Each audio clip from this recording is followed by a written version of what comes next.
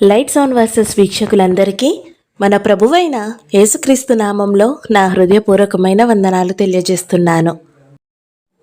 ఈరోజు ఈ వీడియోలో మనం కాలేబు గురించి తెలుసుకుందాం. కాలేబు దేవుడు తన కోసం ఉంచిన దానికి ఏది అడ్డురాని వ్యక్తి. మరియు 85 సంవత్సరాల వయసులో కూడా అతను ఇప్పటికీ ప్రభువు కోసం పనిచేస్తూ దేవుడు తనకు సహాయం చేస్తాడని తెలుసుకొని దేవుడు తన కోసం ఉంచిన యుద్ధంలో పోరాడుతున్నాడు. కాలేబు ఒక అద్భుతమైన ధైర్యవంతుడు, నమ్మకమైన వ్యక్తి కూడా.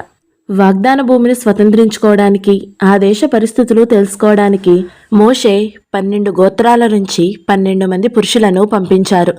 వాళ్ళ పేర్లు ఏవనగా జక్కూరు కుమారుడు షమ్మాయి, హోరీ కుమారుడైన షాపాతు, యపన్నే కుమారుడైన కాలేబు, యోసేపు కుమారుడగు ఈగాలు, నూను కుమారుడైన హోషేయ, రఫు కుమారుడైన పల్తి, సోది కుమారుడైన గద్దియేలు, నూసి కుమారుడైన గద్ది, గెమల్లీ కుమారుడైన అమ్మీయేలు, మిఖాయేలు కుమారుడగు సెతూరు, ఒస్పీ కుమారుడైన నహాబి, మాకీ కుమారుడైన గెయుయేలు.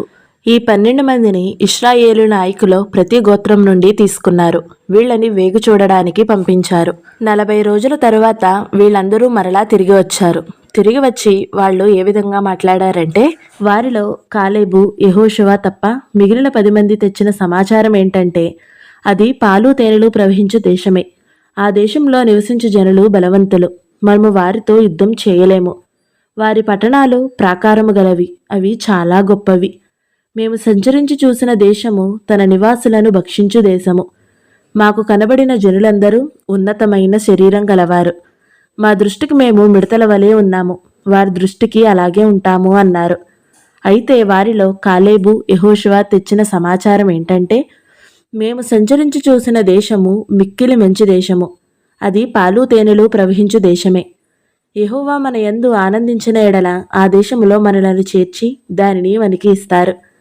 యెహోవా మనకు తోడై ఉన్నాడు గనక వారికి భయపడాల్సిన పని లేదు. దానిని జయించడానికి మనకి శక్తి సరిపోతుంది. ఎందుకని వీరికి వారికి మధ్య ఎంత వ్యత్యాసము? ఆ 10 మంది ఉన్నత దేహులను చూస్తున్నారు, వీరిద్దరూ ఉన్నత దేవుణ్ణి చూస్తున్నారు. వారు బలవంతులైన మనుష్యులను చూస్తున్నారు, కానీ వీరు బలవంతుడైన దేవుణ్ణి చూస్తున్నారు. వారు సమస్యను చూస్తున్నారు, వీరు సమస్యను పరీక్షించగల దేవునిని చూస్తున్నారు. వారు ఆ దేశ ప్రాకారాలను చూస్తున్నారు, వీరు దేవునినే ప్రాకారముగా కలిగి ఉన్నారు. వారు మిడతలను అనుకుని వారిని వారు బలహీనపరుచుకుంటున్నారు. వీరు మిడతల దండుచే ఐగుప్తీయులను భయపెట్టిన దేవుని బలాన్ని చూసి బలాన్ని పొందుకుంటున్నారు. అక్కడున్న భయంకరమైన పరిస్థితులు తప్ప వారికేమీ కనిపించట్లేదు. దేవుని వాగ్దానం తప్ప వీరికేమీ కనిపించట్లేదు. అందుకే సుమారు 30 లక్షల మంది ఐగుప్తీ నుండి బయలుదేరిన వారిలో కేవలం వీరిద్దరూ మాత్రమే వాగ్దాన భూమికి చేరగలిగారు. విశ్వాసం ఎప్పుడూ పరిస్థితులను చూడదు, వాటిని పరీక్షించగలిగే దేవుని వైపు మాత్రమే చూస్తుంది. మనము శోధన వైపు కాకుండా శోధనల నుండి తప్పించే దేవుని వైపు విశ్వాసముంచి సాగాలి. కాలేబు 40 సంవత్సరాల అరణ్య ప్రయాణం తరువాత పాలు తేనెలు ప్రవహించే కానాను దేశంలో అడుగుపెట్టాడు. అప్పటికి తన వయసు 85 సంవత్సరాలు. కాబట్టి తను ఇలా అంటున్నారు, నేను ఈరోజు 85 సంవత్సరాల వయసులో ఉన్నాను. మోషే నన్ను పంపిన రోజులాగే నేటికి నేను బలంగా ఉన్నాను. యుద్ధానికి వెళ్ళడానికి నాకు అప్పటిలాగే ఇప్పుడు కూడా అంతే ధైర్యం ఉంది. ఆ రోజు యెహోవా నాకు వాగ్దానం చేసిన కానాను దేశాన్ని నాకు ఇచ్చారు. అనాకీయులు ఇక్కడ ఉన్నారని, వారి పట్టణాలు పెద్దవిగా కోటలు కలిగి ఉన్నాయని మీరు అప్పుడు అన్నారు. కానీ యెహోవా నాకు సహాయం చేస్తున్నందున ఆయన చెప్పినట్టే నేను వారిని వెళ్ళగొట్టాను అని అన్నారు.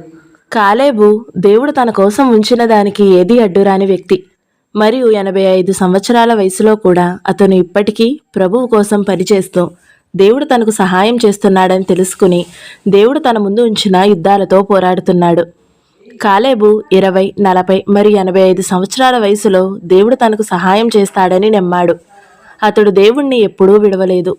అలాగే దేవుడు కూడా తనను ఎప్పటికీ విడవడని కాలేబుకి తెలుసు. దేవుడు ఆయన్ని నమ్మిన వారిని ఎప్పుడూ నిరాశపరచడు. కాబట్టి దేవునితో విశ్వాసం పంచుకొని ఆయన వాగ్దానాలను మనం స్వతంత్రించుకోవాలి.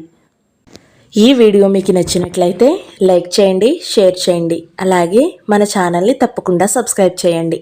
Thank you so much for watching. Praise the lord.